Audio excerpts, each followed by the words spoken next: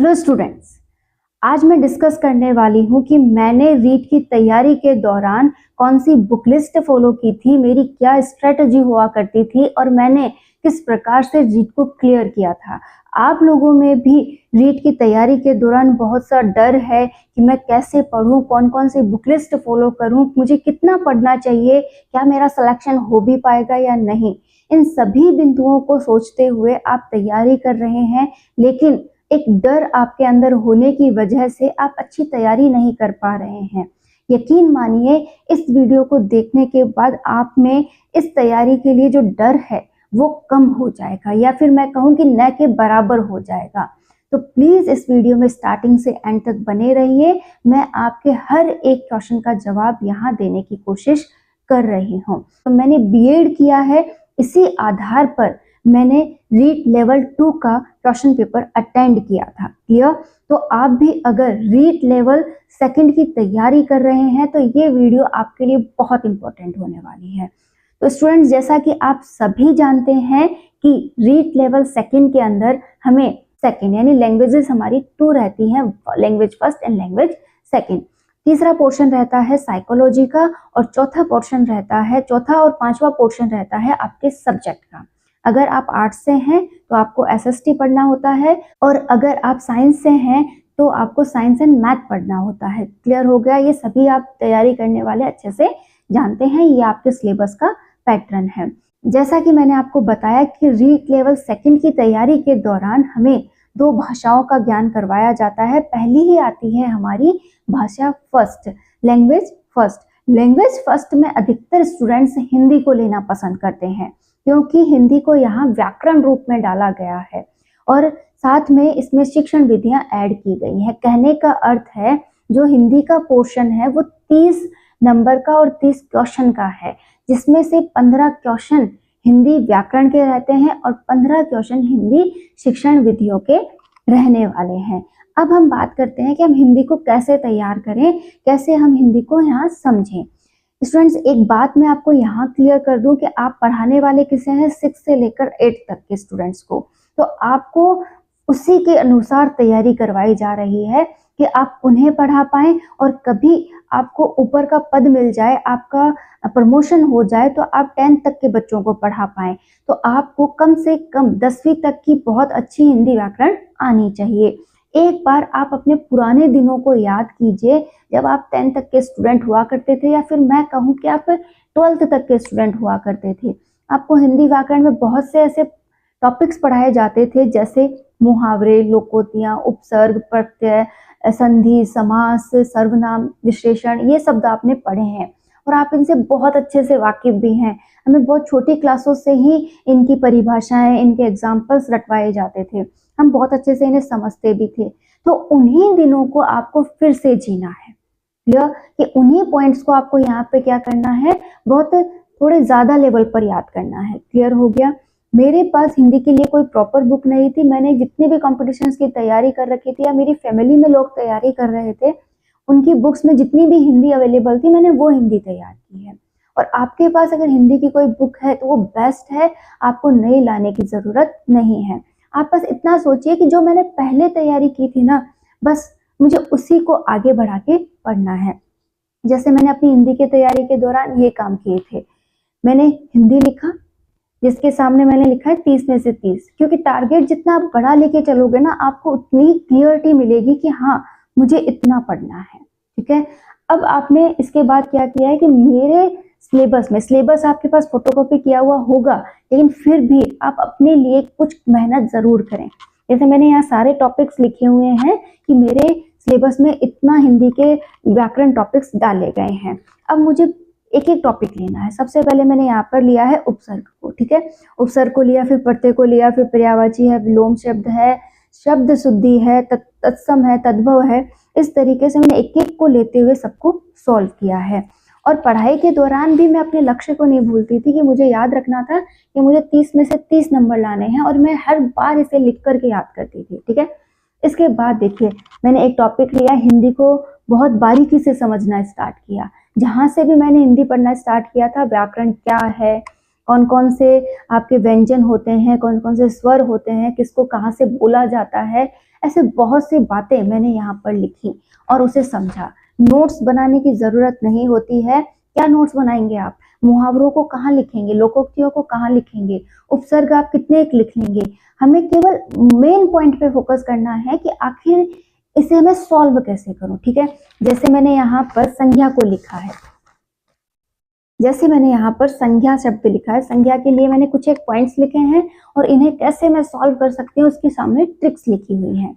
ऐसे ही मैंने सर्वनाम को लिखा, सर्वनाम से रिलेटेड कुछ एक पॉइंट्स तो मुझे याद रखने थे, मैंने उनको लिखा और उसे बार बार पढ़ लिया। बहुत ही छोटा लिखा हुआ है लेकिन बहुत काम का लिखा हुआ है। आप भी आपके जो भी शॉर्ट नोट्स बनाए ना, इसी प्रकार से बनाए। जैसे कारक है, कारक में क्या जरूरी है मैंने लिख लिया। तो जब भी आप कुछ टॉपिक पढ़ें उसे आप खुद उस बुक में से समझने की कोशिश करें। और एक बार, आजकल यूट्यूब का जमाना है तो आप उस पर उस टॉपिक को डालें और लिख दें शॉर्ट ट्रिक। ठीक है, शॉर्ट ट्रिक के अंदर वो क्या समझा रहा है, क्या आपको कहना चाहता है, उस पॉइंट को पकड़िए और उस पॉइंट को लिख लीजिए। और जब भी आपको प्रैक्टिस के दौरान उसको यूज लेना है कि मैं एक बार ट्राई करके देखता हूँ इसके क्या यूज है। लिंग आपको पता है कैसे सॉल्व होंगे, वचन आपको पता है कैसे सॉल्व होंगे, लेकिन वो ट्रिक्स क्या थी जिसके हम पहचान सके कि कौन सा एक वचन है, कौन सा द्विवचन है, कौन सा स्त्रीलिंग है, कौन सा पुल्लिंग है। इन शब्दों को आपको क्लियर करना है। तो आप भी मेरी तरह शॉर्ट नोट्स बना सकते हैं हिंदी को लेकर। देखिए मैंने हर एक पॉइंट का बना रखा है, विश्लेषण है, साथ ही साथ यहाँ पर विसर्ग है, ठीक है, उपसर्ग है, सभी के लिए मैंने शॉर्ट नोट्स बनाए थे। तो आप भी हिंदी बिना डरे अपने जितना भी पुराना नॉलेज है उससे रिलेट करते हुए जहाँ कहीं से भी आप हिंदी पढ़ सकें पढ़ें। और शॉर्ट ट्रिक्स वगैरह आप यूट्यूब वगैरह से सर्च करें और उन्हें नोट्स बना लें, उनके शॉर्ट नोट्स बना लें और उनको पढ़ते चलें, उन्हें सॉल्व करते चलें। जैसे मुहावरे कहीं से पढ़ रहे हैं, लोकोक्तियाँ कहीं से पढ़ रहे हैं, वचन कहीं से पढ़ रहे हैं, तो जो भी शॉर्ट ट्रिक्स थे उस पर अप्लाई करें और पढ़ लें। क्लियर हो गया। नेक्स्ट आता है हमारे पास इंग्लिश। इंग्लिश के लिए मैंने यहाँ पे बुक ली थी जो कि हमारी लैंग्वेज सेकंड होने वाली है। लैंग्वेज सेकंड लिखा हुआ है इस पे और यहाँ पर level first and level second दोनों के लिए आती है। यहाँ पर गुरु नैनी सर की ये बुक रहती है। इसमें कंप्लीट सिलेबस डाला गया है। आपके जो भी सेकंड लैंग्वेज का सिलेबस रीड के सिलेबस में है वो कंप्लीटली यहाँ पर डाला गया है।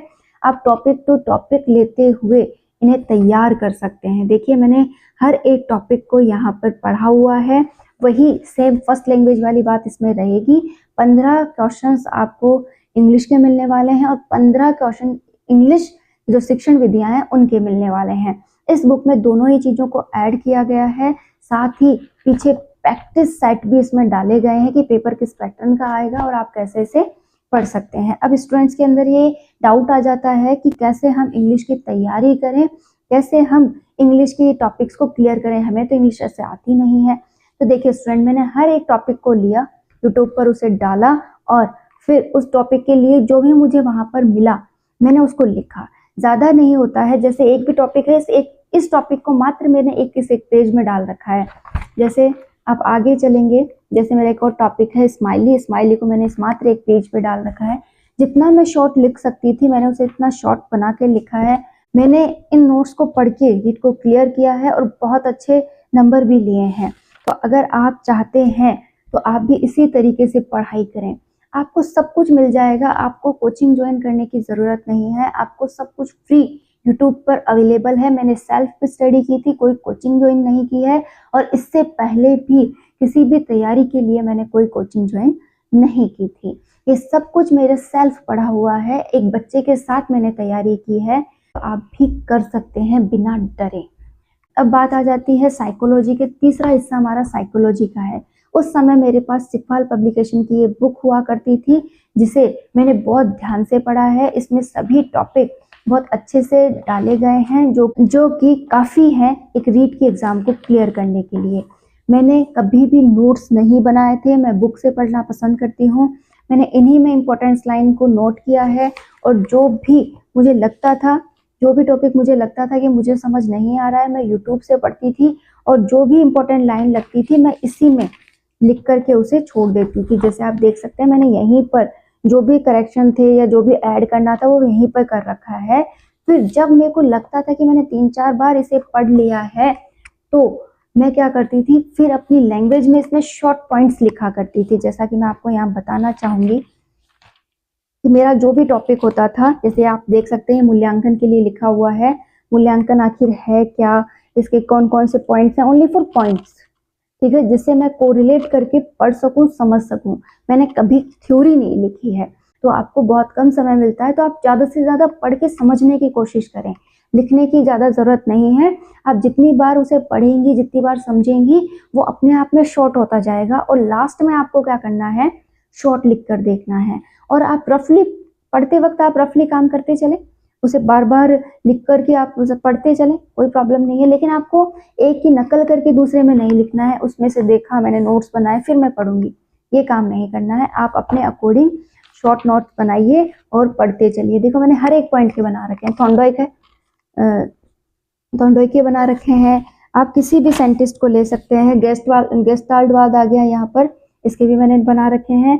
साथ ही साथ जीन प्याजे हैं, जीन प्याजे का मैंने पूरा लिखा हुआ है। देखो कितने सारे वर्ड्स होते हैं इनकी थ्योरीज में, मैंने हर एक वर्ड को यहाँ डाल रखा है, उसका मीन्स अपने अंदर समझ रखा है। तो आप भी ऐसी तैयारी कर सकते हैं। मैथ की मैं बात करूँ तो मैथ और साइंस के लिए मैंने एक गाइड परचेज की थी। आप भी अपने अकॉर्डिंग कोई भी गाइड ले आइए, ठीक है। ये गाइड में वैसे आपको एक बार दिखा तो दूँ, मैंने लक्ष्य की ली थी, कोई बताने वाला नहीं था उस समय मुझे, तो मैं मार्केट गई, मुझे जो सही लगी मैंने ली। और बस पढ़ने वाला होना चाहिए, उसके लिए सब अच्छा ही अच्छा है। साइंस एंड मैथ के लिए मैंने ये गाइड ली थी। साइंस मैथ को मैंने इससे किया है। आप अपने अकॉर्डिंग कोई भी गाइड ले सकते हैं, या फिर आपके पास कोई है तो वो बहुत अच्छी है। मुझे मैथ के टॉपिक्स को इस प्रकार से मैंने क्लियर किया है कि जो भी टॉपिक मुझे पढ़ना होता था उसे मैं पहले यूट्यूब पे डालती थी, उसकी जो क्लास होती थी मैंने उसको लिया, और फिर उस क्लास को लेने के बाद मैं उसको जो भी शॉर्टली नोट्स होते थे मैं वहीं से बना लेती थी। और फिर रेगुलर मैं इनको एक बार लर्न करके फिर अपनी प्रैक्टिस करना स्टार्ट करती थी। तो आपकी भी, आप एक बार डाल के देखिए, टॉपिक को सर्च करके पढ़ के देखिए, आपको टॉपिक ज़रूर समझ आएगा। और आप जितनी उसकी प्रैक्टिस आपकी नोटबुक में, जितनी ज़्यादा प्रैक्टिस आप अपनी बुक में से कर लोगे, फिर वो टॉपिक क्लियर हो जाएगा। तो मैंने इस प्रकार से लक्ष्य की गाइड से क्या किया है, साइंस और मैथ को पढ़ा है, ठीक है। तो आप भी अपनी गाइड से पढ़ सकते हैं और वो बहुत अच्छे से आपको समझ आ जाएगी। वैसे प्रैक्टिस आपको बहुत अधिक करनी पड़ेगी। आप देख सकते हैं मैंने बहुत ज़्यादा प्रैक्टिस कर रखी है, बहुत ज़्यादा इसको सॉल्व किया था, तब जाके मुझे मैथ क्लियर हुआ था। साइंस की मैं बात करूं तो साइंस मेरा खुद का सब्जेक्ट भी था। जैसा कि आप साइंस वाले देख रहे होंगे तो ये आपका भी सब्जेक्ट है। आप बहुत अच्छे से पाचन तंत्र भी जानते हैं, श्वसन तंत्र भी जानते हैं। तो मैंने खुद ही पढ़ने की कोशिश की थी। ये देखिए मेरी जो बुक थी उसमें मैंने इस प्रकार से पढ़ना स्टार्ट किया, और जितना भी शॉर्टली मैं इसे बना सकती थी मैंने इसे बनाया है और समझने की कोशिश की है हर एक पॉइंट को। जैसे ये पाचन तंत्र हो गया, ठीक है, इस तरीके से ये श्वसन तंत्र हो गया। इससे ज़्यादा नोट्स नहीं है मेरे पास, एक पेज दो पेज, एक पेज दो पेज, ये मेरे शॉर्ट नोट्स हैं। इसमें से मुझे आज भी समझ में आ जाता है कि मैंने इसमें क्या लिख रखा है, ठीक है। तो आप भी इस तरीके से बार बार पढ़ेंगे, अपने पॉइंट्स को क्लियर करें, तो आप भी अपने अकॉर्डिंग, अपनी सुविधाओं के अकॉर्डिंग पॉइंट को सॉल्व करना स्टार्ट कीजिए। आपको वो पॉइंट ज़रूर समझ में आएंगे। बस ये ध्यान रखिए कि हमें डरना नहीं है। आज आप जो पढ़ रहे हो ये आपका बहुत पहले से पढ़ा हुआ है, आपको बहुत पहले से आता है और आप इसे पढ़ भी लोगे। मैंने शिक्षण विधियों के लिए रेवाड़ सर की ये बुक ले रखी है, इसमें हर एक सब्जेक्ट की शिक्षण विधियां हैं। जैसे आप देख सकते हैं हिंदी, इंग्लिश, पर्यावरण अध्ययन, सामाजिक, मैथ, साइंस, जो भी सब्जेक्ट्स होते हैं सबके लिए है। तो ये आप परचेज कर सकते हैं और आप इसे समझ भी सकते हैं और डरने की ज़रूरत नहीं है। देखो क्लियर ये है शिक्षण विधियों के लिए, आपने एक की पढ़ ली ना, हिंदी की पढ़ ली तो आपको इंग्लिश में भी समझ में आएंगी, आपने साइंस की पढ़ ली तो आपकी मैथ में भी थोड़ी बहुत हेल्प हो जाएगी। तो ये एक दूसरे से कोरिलेटेड है। और एक काम आप सभी करें कि जब भी आप पढ़ें आपने रफली काम करना है। जैसे यहाँ पर मैंने शिक्षण विधियों के नाम लिखे हैं और उन्होंने किसने दिया है ये नाम लिखे हैं। मैं अपने काम के दौरान भी इन्हें रिवाइज करती रहती थी, बार बार इनको प्रैक्टिस में लाती रहती थी। कोशिश कीजिए, अपने टॉपिक्स को टाइम दीजिए, ठीक है, आप आगे ज़रूर बढ़ पाएंगे। तैयारी करना आसान है, बस उसे रेगुलरिटी में रखना मुश्किल है। आप अगर रेगुलर तैयारी करेंगे, पूरे ध्यान से करेंगे, आपके हर एक बिंदु को उस पर समर्पित करेंगे, अपना टाइम वेस्ट नहीं करेंगे और बिना डरे तैयारी करेंगे कि क्या है, एग्ज़ाम ही तो है। मैं इतनी जो मेरी उम्र गई है उसमें भी एग्ज़ाम ही देता आ रहा हूँ, मैंने उन्हें क्लियर किया है तो ये भी मैं क्लियर कर लूँगा। तो आप में विदाउट आपको डरना नहीं है, आपको जो भी आपके पास संसाधन है उनसे तैयारी करनी है। मैंने 4 या 5 किताबें भी नहीं ली हैं, फिर भी मैंने बहुत अच्छी तैयारी की है, बहुत अच्छे नंबर भी लाए हैं और बिना डरे अपने लक्ष्य को पाया भी है। तो आप भी पा सकते हैं, आप भी अपने लक्ष्य में आगे बढ़ सकते हैं। तो प्लीज़ तैयारी को पूरे मन से कीजिए, बिना डरे कीजिए और आगे बढ़िए। All the best.